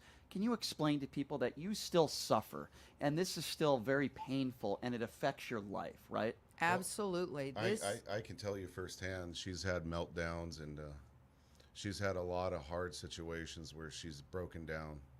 And it's not an easy situation. I mean, just for me as your husband, right? Seeing you go through so many different things, and it's hard on your mental health, and there's a toll. There's an absolute toll. It's changed who I am and how I see things, and you have to remember, you go home from work, you relax, you put on a movie, and someone gets drugged in the movie. Yeah, well, that's a direct reminder of what happened to me. I can totally relate. Losing my sister 6 months ago, every single time I see something in a movie, on TV about a sister, immediately I think about my sister. And when I used to see that before, I didn't think twice about it. Right. And now after my sister's gone, every single time I hear something about a brother or a sister being even just the word, it triggers me. So I know exactly what you're talking about, and it affects you. And you'll have that for the rest of your life. Yeah. The trauma, the memories, the little things, the little triggers. Sometimes you can watch something and go, why does that resonate with me? Because your memory, you don't even realize it. You know what I mean? And then later on you go, oh my gosh, that's why it bothers me so much. Because now I remember that this is what happened. What's amazing and sad and understandable is that, there are a lot of people in life, we all go through some traumatic things in our life. I don't want to compare, but some worse than others, I guess. And there are some people that go through very traumatic things in their life, and they never turn it into anything positive. And I understand that. I'm not speaking down on that. I'm just saying that, there are horrible things that happen to people, and sometimes they don't act upon it and try to do something about it. And you're the opposite of that. I mean, I look at this traumatic experience that you had to go through more than 30 years ago, and what you and your husband have done, and the bravery, and so many women that have been able to come forward, and at least seeing him in shackles, seeing him behind bars, like Ben just said, for 3 years at least. Not enough, and now, it's going to be back in the courtrooms where women are going to be able to tell their stories, and at least maybe it'll give them a little bit of comfort to get some stuff off their chest, and even if it's to hold them accountable financially in any way, shape, or form. I think that's a positive. Is it enough? No, but it's something, and something to me is better than nothing. And in this day and age, that's important. That's important. You have to, when a person reaches a point where they find their way to fight back, whatever that is, however you fight back, this was our way to fight back. Changing the laws for the state of Nevada and giving sexual assault victims an opportunity to have an open door to fight back in whatever way works best for them. Right. Now, we tried criminally. It didn't work for us, but I wanted the state of Nevada. I wanted the people of this city to be able to fight back. And I still want that. I still want to change from 20 years to have it abolished. This is a crime against human life. I agree. There is absolutely no reason to have a statute of limitations for that. When you don't have an opportunity criminally, then your next resource is civil. Yeah. That is your only other resource that you can do, in order have a chance to fight back sure. if this is the route that you choose to take. It's like you said with OJ. I mean, they didn't find him guilty in criminal, but they found him guilty in civil. Yep. You know, I know a lot of people were like, that dude was guilty. Yeah. You know what? And he should have been You're found right. guilty. And when people bring up O.J. Simpson, most people in society, the first thing that comes to their mind is not the great football player he was. It's the murderer that he is. Yeah. Right. So this has to give you a little bit of comfort to know that, for the most part in general, when people bring up Bill Cosby's name these days, they're not talking about the pudding guy. They're not talking about what a brilliant comedian he is or was. And the first thing that enters most people's mind is that man is a predator and a rapist. Absolutely. And the day he dies, whenever that is, people are not going to be doing documentaries on what a wonderful career Bill Cosby had. Right. Whether it be CNN or Fox News or wherever, people are going to be talking about the sexual abuser he was. Right. And that's important Right. because when we bring up Bill Cosby's name, his family and friends know we're not talking about Bill Cosby, the talented comedian like a Chris Rock. We're talking about Bill Cosby, the rapist. Right. That's important. And that wouldn't have happened if people like you didn't come forward and tell your story. I think that's more important than almost anything. Yeah, would it be great if he was behind bars right now? Would it have been great the last 30 years if he'd been in bars? Right. Absolutely. But at least now there's some accountability and people know who Bill Cosby really is. Right. And he's not the nice pudding guy. No. He's the rapist that we all know him to be, and I think that's more important than anything. Well, Brian, like you said it, you know, the narrative has changed, and that's due to activism. And laws have changed due to activism and people standing up and saying this isn't right. Me and my wife are normal people. We're normal Nevadans born and raised in Las Vegas. There's nothing, you know, immaculate about us. We just saw something wrong and we decided to change it. Is it amazing that we changed 4 laws? I don't know. I don't know. You guys are more successful than most politicians out there. You know, they get nothing done. You guys, seriously though, have you guys ever thought, you know, running for office in some capacity? I told Lisa. Yeah, Gloria Allred has told me many times. Why wouldn't you do that? Office. Why wouldn't you do that? Honestly, I absolutely love and adore my career. And when I'm done, and I'm not that far away, there may be some room for that. But right now, I love my kids. I love my job. It's and I do want to note there still are laws that are antiquated laws that are sexual assault and rape laws that have to do with children and have to do with adults that are not right now in Nevada. Nevada is not foolproof when it comes to sexual assault and rape. So we're still advocating. We're still activists. But Nevada's showing how much they care for their people and they're changing And I love that. doing the right things. Let me we're be proud clear. of that. If there's DNA evidence, and we know how good DNA evidence is these days, without the shadow of a doubt that a man raped a woman, I mean, I don't think giving someone 5 to 10 years is enough. Let me be very clear on that. Does that person deserve another opportunity maybe 30 years down the road? Maybe.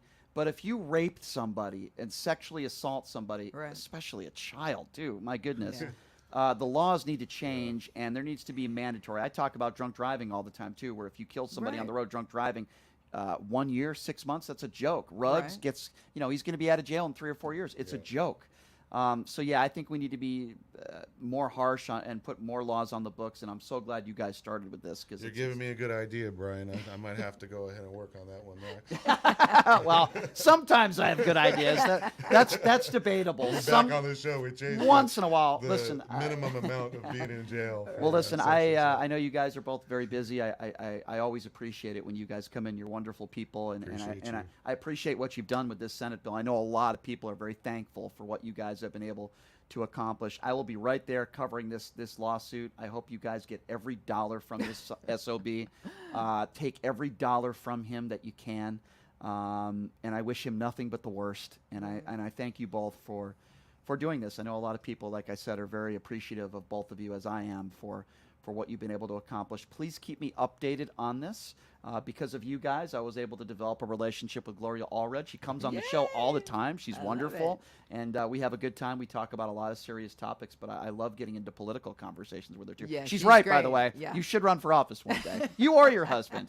Your husband's a fighter, too. Yeah, so. absolutely. He would be incredible. He's I got would that support. voice. I would 150% support either of you for office, or both of you at the same time, whatever you guys decide to do. I would be full support of. Anyway, Lisa, Benjamin, thank you so much, you guys, for being here again. I really appreciate it. Good luck with this civil suit. I hope, like I said, you win and you take every dollar from this guy. Thank you so much for being here. All right, we're going to take a quick break, and when we come back, Tupac Shakur. That's right. The murder, this is unbelievable. The murder investigation has now reopened. A house was searched. I actually have a little bit of inside information on who owns this house and if this person may have been involved in the murder. It's unbelievable. We'll talk about this coming up next. You're listening to Pushing the Limits right here on KSHP.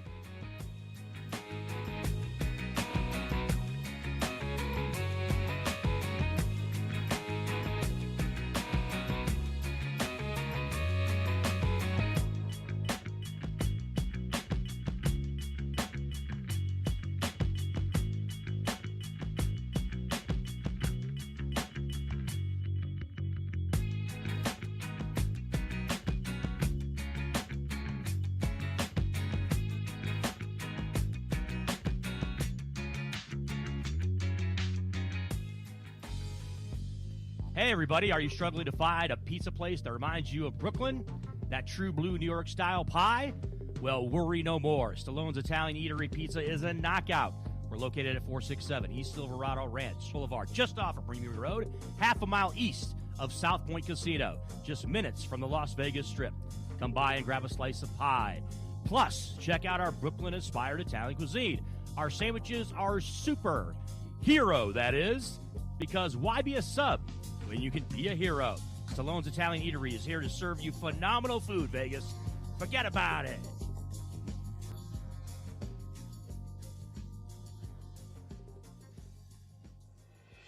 Buying or selling a home is a huge life event that requires guidance from an expert in the industry and community. My name is Blake Wynn. You may recognize my name as my grandfather was the best governor the state of Nevada has ever had. Growing up in Las Vegas, I've come to know this community intricately. Now, I am raising a family here as well, so I understand all the issues impacting our home and quality of life. As the top realtor for the #1 real estate team at Keller Williams, you can have confidence in my experience, knowledge, and track record. When it comes to buying, selling, or investing in real estate, choose a name you can trust and someone who understands the community you call home. Call Blake Wynn today and experience the difference of a trusted expert. 702-540-3311. Sapphire Pool and Day Club, the world's only topless gentlemen's day club, introduces its 2023 pool season lineup with a bevy of beauties and social media celebrities throughout the summer who will all host alongside hundreds of Sapphire's topless poolside entertainers.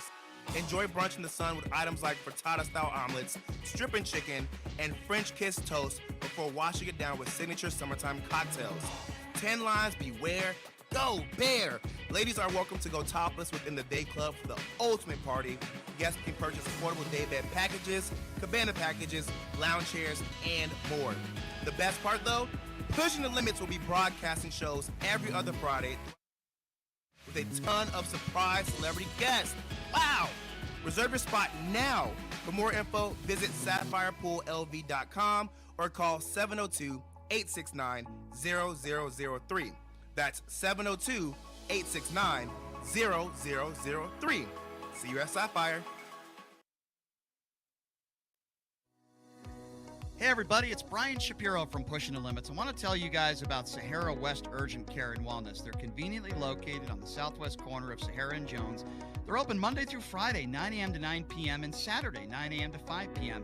At Sahara West Urgent Care, they'll take care of all your healthcare needs. They offer routine services such as physicals, STD testing, car accident treatment, and work injuries. You name it, they do it. They have on-site x-ray, EKG, ultrasound, and labs. They treat chronic conditions such as asthma, blood pressure, diabetes, and more.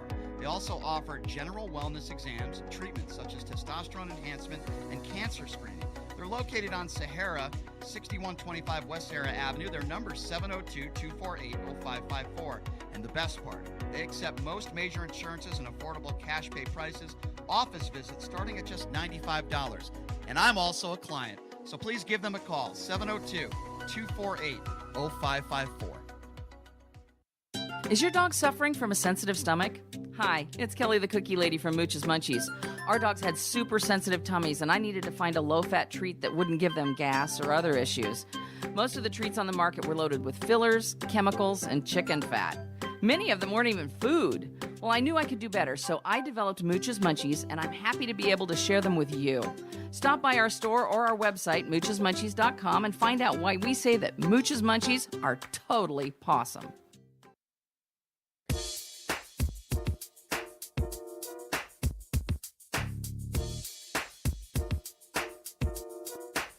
All right, welcome back. It is Pushing the Limits. I want to tell you, my family, my parents, my wonderful parents are moving to Las Vegas in a few weeks. Thanks to my good friend Blake Gwynn, by the way, with Keller Williams. You might recognize that name. His grandfather, the former governor of the great state of Nevada. Blake helped my family through some difficult times and helping them find a place here. And I can't say enough good things about him. He's born and raised here in Las Vegas with the Keller Williams Group. If you're thinking of buying or selling a home, you're going to want to write this number down because there's nobody better, man. I'm telling you, I've been in this town 20 years. 702-540-3311. Give Blake Gwynn a call with Keller Williams, even if you're thinking of buying or selling a home. Number again, 702-540-3311. So I got to tell you, folks, I did not think I'd be talking about Tupac Shakur today. I did not think that would be a topic of discussion. But this is some wild and crazy news. If you don't remember, this is many years ago. It was the night of a Mike Tyson fight where Tupac was with Suge Knight. And there was some sort of verbal altercation at MGM Grand soon after the fight. And Tupac gets into a car with Suge. Suge who's now behind bars himself, who's a murderer. Suge is behind the wheel. They're driving. They hit, I believe it was around Harmon and Las Vegas Boulevard, where the shooting took place. Thought it was Trop and the Boulevard. You might be right. I think it's Trop. I think they were coming out of MGM and shot at the Boulevard. You might be right. I thought it was Harmon and Las Vegas Boulevard, but you absolutely might be right on that. I'm not 100% on that. But there is a stunning new development. In this situation, and I can't believe this. Las Vegas Metro Police, involved in the 1996 shooting death of the rap star, have now confirmed that they have searched a home in Henderson, Nevada. It happened on Monday night. Now, Las Vegas Metro Police have not been saying a lot, but I do have some sources. This is the official statement from Las Vegas Metro Police. They can confirm a search warrant was served in Henderson, Nevada on July 17th as part of the ongoing Tupac Shakur homicide investigation. We have no further comment at this time. So that's it. That's all they said. No arrests, by the way, were ever made, and publicly revealed updates in this case have been next to nothing in recent years. Just 1 year after the shooting, Kevin Manning, who was the sergeant at the time, who headed the investigation, told The Sun there was so little evidence and so few witnesses willing to speak on the case that it may never be solved. And the shooting rocked the world, by the way, in 96, and it was September 7th, 96. Here's what I can tell you that I've heard from a source close to the investigation. I'm not going to say where I got this information from. All I will tell you is I wouldn't be telling it on the radio if it wasn't a really, really trusted source. What I've been told is the warrant was served at a home of a person by the name of Keefe D. Apparently, this guy named Keefe D is the guy who has been openly saying in interviews that he is the one who handed a man by the name of Orlando Anderson the gun, and Anderson used that gun to shoot Tupac Shakur. To this extent, from what I've heard from this source, this guy named Keefe D has not been arrested. And it is ultimately the decision of the DA's office to determine if he will be charged. This person apparently owns this home in Henderson, Nevada, named Keefe D. And he is the one who has been saying that he handed the gun to Orlando Anderson. And that is, it appears as though that is the information that we have. What else? Go ahead, you can read that because I can't read it on the screen. Keefe is the uncle of Orlando. Okay. I did not know that. Thank you for that information. So this sounds to me to be pretty credible, the information that I got. I have no information whether any arrests were made. And the problem I have here is this happened so many years ago. What exactly are they looking for in this home? I don't know. They could be looking for a weapon. They could be looking for anything. I don't know. I'm not a part of the investigation. This is what I've been told. What we know is that Tupac was murdered. Okay? He was murdered that night. So there's an officer that is going to be coming on this show, I would assume next week, and I've been talking to him on social media. I've interviewed him before. He's a retired Metro Police officer. His name is Chris Carroll. He was the first person on the scene of the shooting, and he was the last person to speak to Tupac Shakur. In fact, Tupac was in his arms, basically dying, taking his last breaths. And Chris Carroll was the one that had him in his arms. And I remember interviewing Chris, and I'm going to interview him again next week because obviously this story is now out again with this open investigation. But what Chris told me, Officer Chris Carroll told me, is that he had Tupac in his arms as Tupac, he said, was struggling to breathe. He was shot multiple times, of course. I would imagine both of his lungs had collapsed. And he was struggling to breathe. And as he has Tupac in his arms, Chris, the officer, asked him, "Who did this to you? Who was this? Who did this to you?"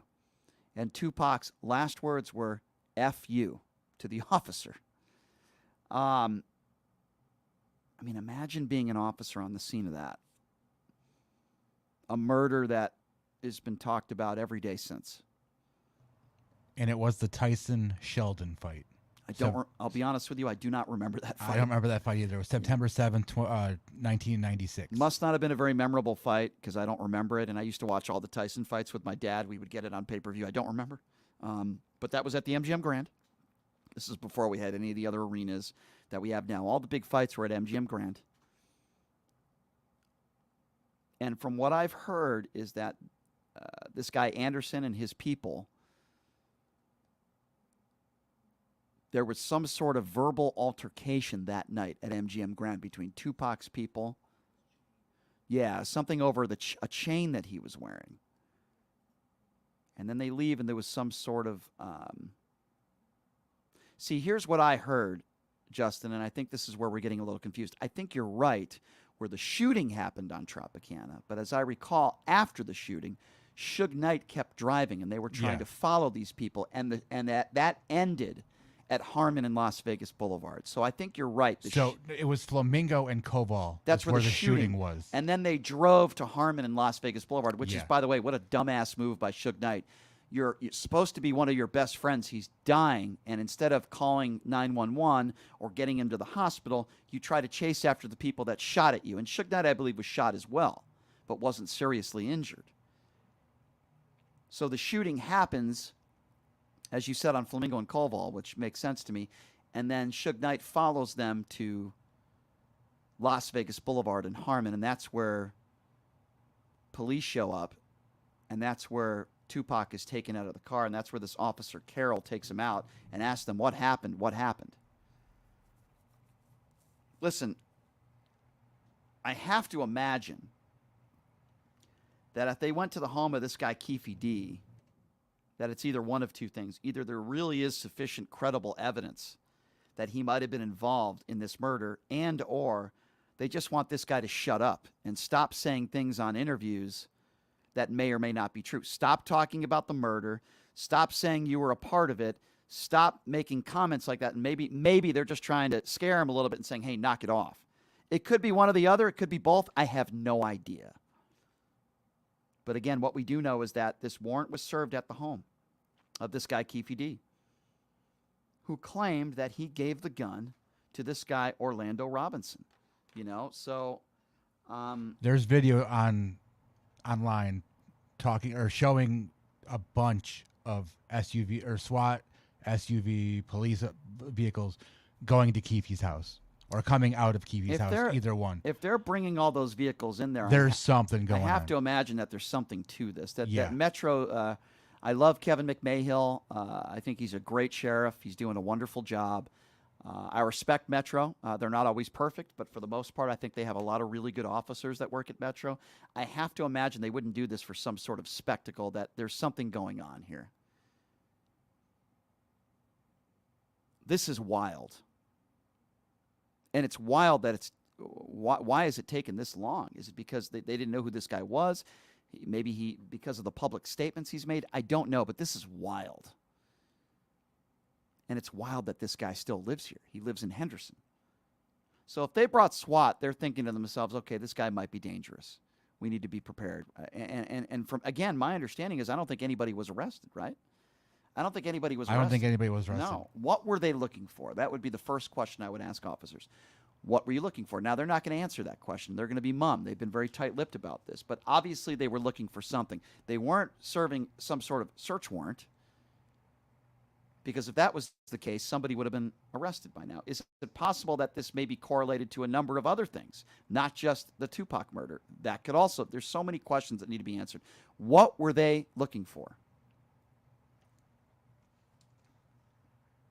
And where is this guy Orlando Anderson? Is he dead? Is he behind bars? Like, where is this guy? I don't know. I'll be honest with you. I don't know a ton about what's happened there after this case. Can you look that up for me? Where is this guy Orlando Anderson? Got you. Is he alive? Has he ever been arrested? I don't know. Interesting. I don't know. All right, so I promised to take some phone calls. We've done a lot over the last hour and a half, whether it be Tupac or whether it be political questions. We had Lise-Lotte Lublin. She came in. We talked about the Bill Cosby case. I mean, we've talked about a lot of different topics on the show, and I always welcome your phone calls. I wasn't planning on taking more phone calls, but we'll take a few now. Again, that number to call if you want to be a part of the conversation, 702-221-7283. And again, that number, 702-221-7283. Let's go to Kevin. Kevin, what's up? Good afternoon. How are you? Good, Kevin. What's on your mind? You know, I was thinking, listening to all the Trump talk here that you've been going through, and, you know, me being here in North Florida is crazy. Well, my question to you is, what have you heard, and what are your thoughts on the fact that the next group of up-and-coming voters are going to be the ones who've gone through literally the last 7 years of Trump and his rhetoric? Do you think that they're going to be a factor, and how well they're going to be a factor? Because I don't think I can imagine many of them jumping onto the conservative side. I agree. That was exactly. I agree, Kevin. That was exactly what I was just going to say. Most people that are millennials are not Republicans, so that's number one. I could also tell you most millennials are anti-Donald Trump. So if there's a stream of young up and coming voters, as you said, they're going to be voting to the left. That's just a fact. And I think the point that I was making earlier is people out there are saying Donald Trump's going to beat Joe Biden, and I said to myself, based on what evidence? People out there that are in the middle, or Democrats, or people that are down the middle, I haven't talked to any of those people that say, you know what, I voted for that guy Joe Biden, and I think I'm going to switch. I'm going to vote to Donald Trump. Like, in order for Donald Trump to defeat Joe Biden, that would have to happen, and I just don't see it happening. Right. Now, I know that DeSantis says that Florida's where woke goes to die. I have to disagree. I think it's where conservatives go to die, because the average age in the villages alone is in their 70s, so they can't be around much longer. Can I ask you? Yes, sir. Go ahead. You ask your question. Go ahead, and then I'll ask you one. No. Okay. We're on the same line. Okay, fair enough. So you live in Florida. What do you make of the talk of Ron DeSantis about all the accomplishments he's done in Florida? Do you buy into that, or do you think Ron DeSantis has been a failure? Oh, not a bit. You say that. I've heard you say that you're worried about him in the long run against Biden. I fully disagree. He has really done so much damage. Again, living here, you have massive amounts of people that think he's doing great. Yeah. But you also have the rest of the people who are looking at the damaging things that he's been doing to the trans community, right? And the book banning. I'm originally from Chicago, so I got to give Illinois credit. At least they went and said, we're not going to ban books. Right, right. But down here, Moms for Liberty have free run and reign of this entire thing. And some of the books they're banning are ridiculous. So, they're trying Kevin, to go back to, obviously, I agree with you, and you sound like a smart, reasonable guy, and that doesn't mean that everything I say is reasonable and smart, but I think that most reasonable people would agree with your stance on Ron DeSantis. The reason why I say I'm more worried, because I think Ron DeSantis could be more dangerous than even Donald Trump with the rhetoric and with the transgender nonsense and the drag queen nonsense that he talks about and the dictatorship, what he did to Disney. Joe Biden is not going to lose to Donald Trump. I do think there's a better chance that Joe Biden would lose to Ron DeSantis. We'll have to wait and see. You had a question for me. Go ahead before I let you go. The last thing is I've been hearing mumbles of this Project 2025. Mm-hmm. Are you familiar with that, and have you heard anything about it? I'll be honest with you. I have not heard of that. What is it?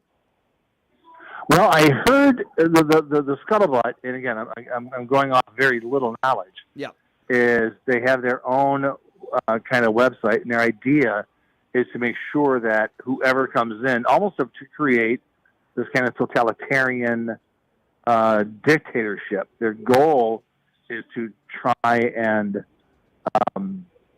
make it to where everything we've been fighting for and what we've done in our entire our life here in the United States, they kind of want to backtrack it and pull things back and make it to where you can't do things. Again, I'm going very on some really mediocre knowledge. I looked on the 2025 website, and they make it sound like it's okay, but from some of the people I know that are they're not conspiracy people, but they've kind of dove into it. We're on the website, and it says building now for a conservative victory through policy, personal, and trading. And I'll tell you, that makes absolutely no sense because I don't hear any Republicans, or certainly none of the popular ones, talking about actual policy. They never talk about policy. They bitch and complain about the Joe Biden administration. They have no replacement for Obamacare. They have no answers for the gun violence in this country. So they can call it Project 2025, and they can say it's about policy. Ron DeSantis never talks about policy. Donald Trump never talks about policy. All they say is, let's deport all the illegals. Let's arm our kindergarten teachers. Let's talk about transgenders and how drag queens are indoctrinating our kids. Yeah, at least we had Marjorie Taylor Greene tell us all the great things that Biden's been doing. I did see that video, Kevin. That was hilarious. Hey, Kev, I got to get to another call, but I appreciate you, my friend. I appreciate your time. Thank you you too, sir. Thank you for calling in. Enjoy all those oranges out there in Florida. All right, thanks, Kevin. Appreciate you, my friend. Let's go to Rick. Rick is next on Pushing the Limits. What's up, Rick? Hi, Brian. This is Rick, second-time caller. Thank you for having me on. Sure. I only got about 2 minutes. Go ahead. Okay, why is the sheriff, spending all this time sending the police down to this thing about some dead hoodlums?